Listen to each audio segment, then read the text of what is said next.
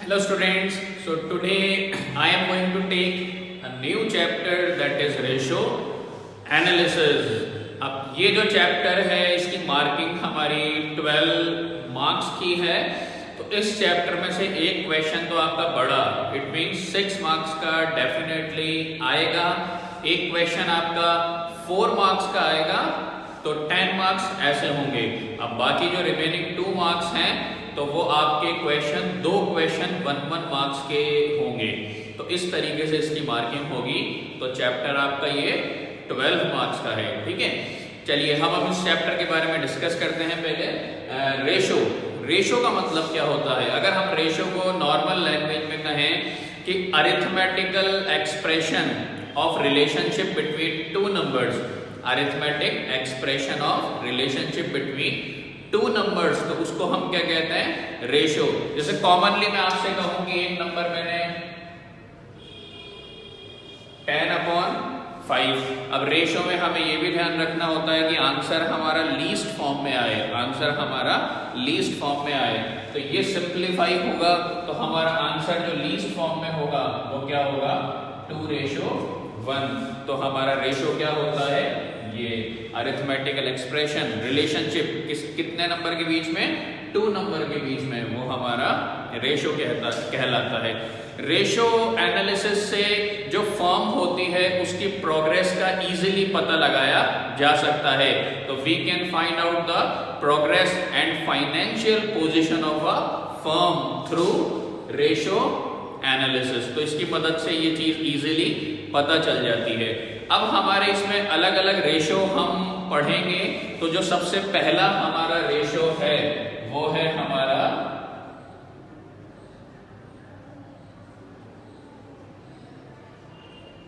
Liquidity ratios. ये हमारा सबसे पहला टॉपिक होगा, लिक्विडिटी रेशोज। अब ये जो लिक्विडिटी है, तो लिक्विडिटी का मतलब होता है आपका ability of a firm to pay its current obligation. तो इसका मतलब लिक्विडिटी का मतलब क्या होगा, क्या फर्म इतनी एबल है कि वो अपनी जो करंट ऑब्लिगेशंस हैं, मतलब करंट लायबिलिटीज हैं, वो पे कर सकते हैं या नहीं। अगर मान लीजिए मेरे पास करंट एसेट्स ज्यादा है in comparison to current liability, तो मैं आराम से अपनी करंट ऑब्लिगेशन पे कर सकता हूं। और अगर मेरी करंट एसेट्स कम है तो मैं पे नहीं कर सकता। तो यहाँ पर लिक्विडिटी का मतलब नॉर्मली क्या होगा कि फर्म की एबिलिटी देखी जाती है कि क्या वो अपनी करंट ऑब्लिगेशन पे कर सकते हैं विद इन अ ईयर। कितने टाइम में, विद इन अ ईयर। तो ये क्या कहलाता है, हमारा लिक्विडिटी रेशोज। अब इसमें जो हमारे रेशो आएंगे, सबसे पहला होता है हमारा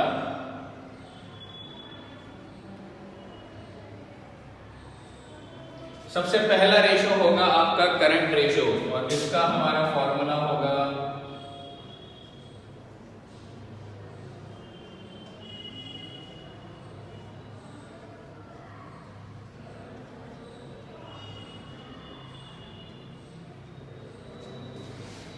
तो it means current ratio establishes the relationship between current assets and current liability.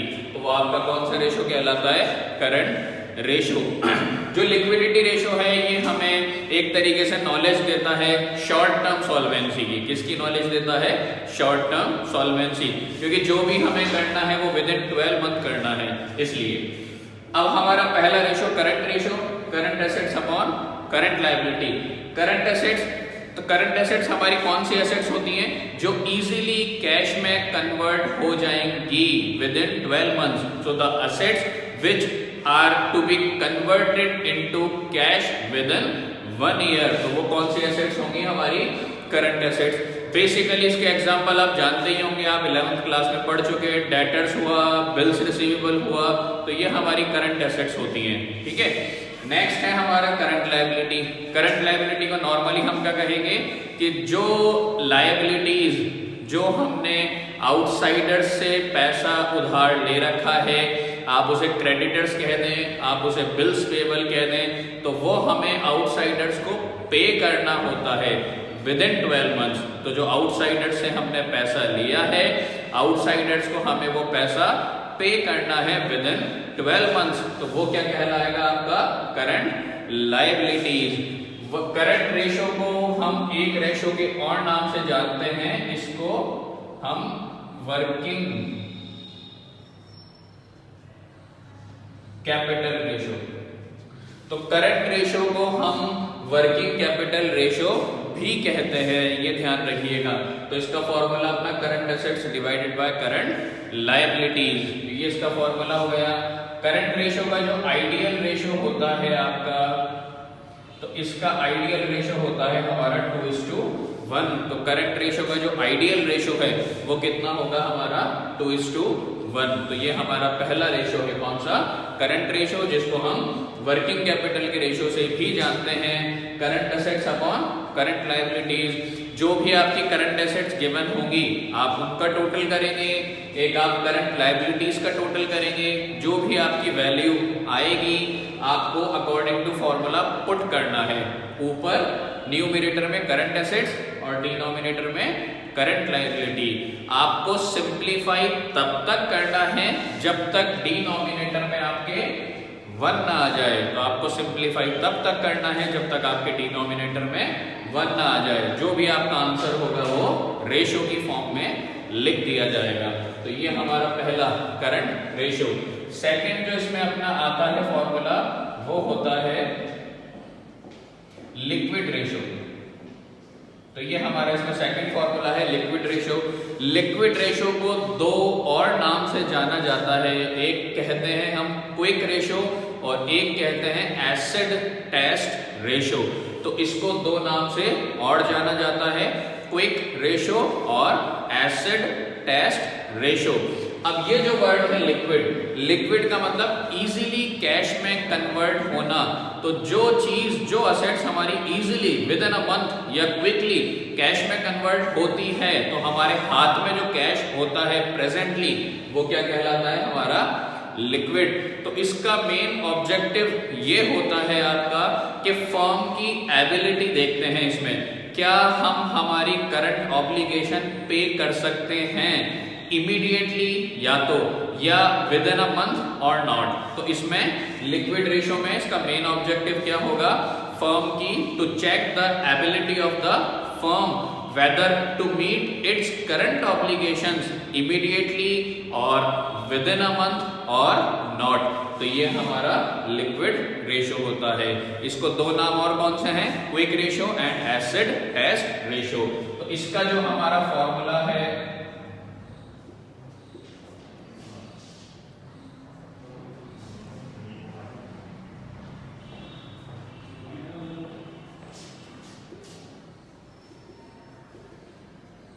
तो ये इसका हमारा फॉर्मूला होगा क्या?